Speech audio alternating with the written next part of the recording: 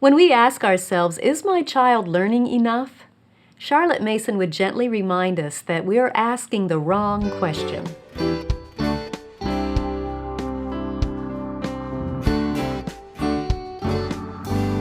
Welcome to the Simply Charlotte Mason podcast. I'm Sonia Schaefer.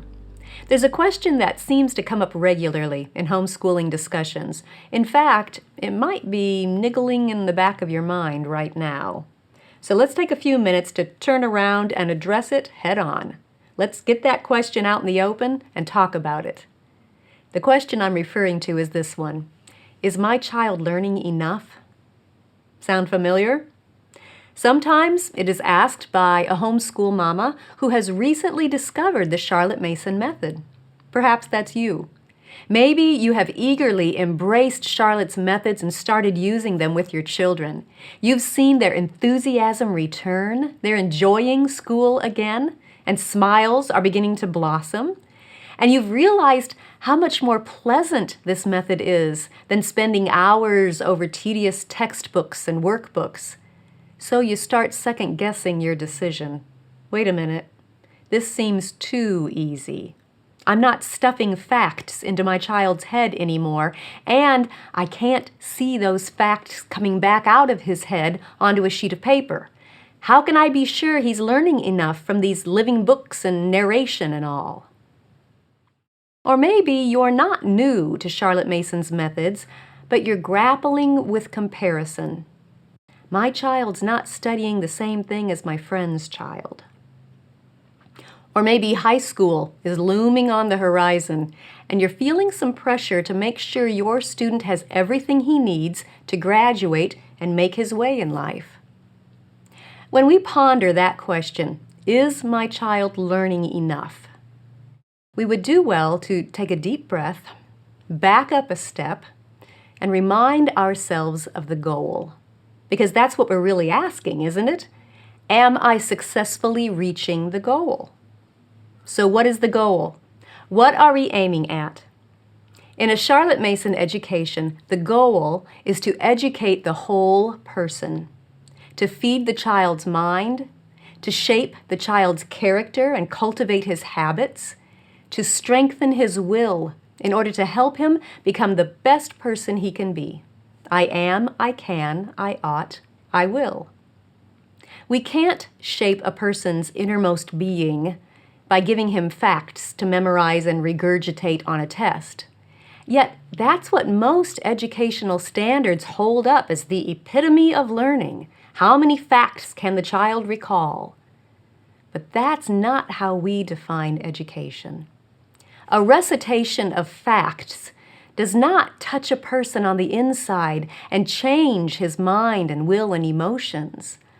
A person is shaped on the inside when he makes a personal connection, a personal relation with an idea about someone or something.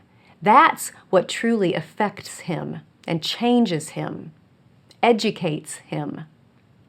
With the Charlotte Mason method, we seek to spread a feast of many different opportunities to make those personal connections with people, with God, and with the world around us.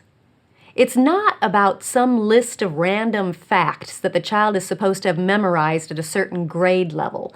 That is such a narrow focus. Charlotte took a much broader view. Here's how she put it. Our aim in education is to give a full life. We begin to see what we want. Children make large demands upon us. We owe it to them to initiate an immense number of interests. Thou hast set my feet in a large room, should be the glad cry of every intelligent soul. Life should be all living, not merely a tedious passing of time. Not all doing, or all feeling, or all thinking.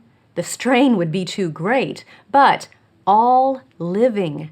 That is to say, we should be in touch wherever we go, whatever we hear, whatever we see, with some manner of vital interest. We cannot give the children these interests. We prefer that they should never say that they have learned botany or conchology, geology, or astronomy. School Education, page 170. What we don't want is for our children to learn the required information, spit it back out on the test, and then turn their backs on schoolwork forever. Yeah, I learned that, meaning he passed the test on it. Now I'm done. No, we are striving to instill in our children a love for learning that will continue their whole lives. We are seeking to shape a person who is interested in many things and eager to keep developing his personal relations with them, whether he is in school or not. That's our goal. Of course, he will learn facts, but they are not the focus. They should be clothed in those living ideas. It's the ideas that will take up residence in a child's mind and heart, and as they settle there, they bring along the facts, yes, but more importantly, they are constantly on the lookout for other related ideas. So wherever the child goes, whatever he reads or sees or hears, he has the potential to spark another relation and gain another vital interest. It's an ever-increasing network, forming more and more connections as he goes through life. That's the goal. So when we ask ourselves, is my child learning enough? Charlotte would gently remind us that we are asking the wrong question. The question is not, how much does the youth know when he has finished his education, but how much does he care? And about how many orders of things does he care? In fact, how large is the room in which he finds his feet set? And therefore, how full is the life he has before him? School Education, pages 170 and 171. Now, don't for a moment think that the Charlotte Mason method is all about warm and fuzzy and never challenging our children to think. Far from it. The Charlotte Mason method challenges our children to think deeply about things that really matter and to allow those deep thoughts to shape who they are becoming. And that is true education. Education that goes much deeper than just parroting a bunch of facts. So the next time you find yourself wondering, is my child learning enough? Remember Charlotte's wise counsel and ask yourself the harder questions instead. What does my child care about? And who is my child becoming? For the answers to those questions will tell you much more about your child's true education. If you enjoyed this video, subscribe through iTunes, Facebook, YouTube, Google Play, Instagram, or your favorite podcast app so you don't miss an episode. You can also subscribe to the audio version of this podcast or read the blog post on our website at simplycharlottemason.com. All of those links will be in the notes. Thanks for joining me. I'll see you next time.